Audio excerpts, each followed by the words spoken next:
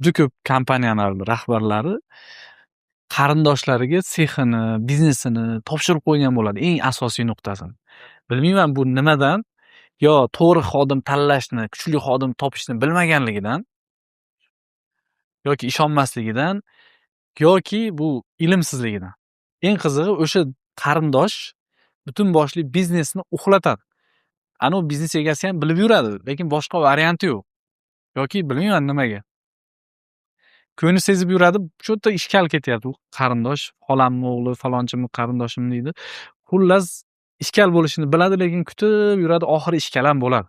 O'zi nima qilish kerak desa, avvalo qarindoshlarni ham qobiliyati bor bo'lgan joyga qo'yish kerak. Masalan, men qarindoshim agar rahbarlikda qobiliyati bo'lsa, xursand bo'lib rahbar qilib qo'yaman. Lekin rahbarlikda qobiliyati bo'lmasa, uni qobiliyati sotuvchilik bo'lsa, bo'ldi sotuvchilik. Qorovulchilik bo'lsa, qorovul qilib qo'yaman. Agar meni rahbar qilib qo'ying desa, uzr, men unaqa vakolatim yo'q, chunki biznesda ertaga undan ko'ra men boshqachasiga yaxshilik qilganim yaxshi deb bilaman. Masalan, prosta yashab bergani uchun o'zimni dividendimdan berganim yaxshi. Juda ham katta xato bu. Rahbar aslida qobiliyati bo'lmagan qarindoshlarini ishga qo'yib qo'yish juda ham katta xato. Biznesni aniq sindiradi.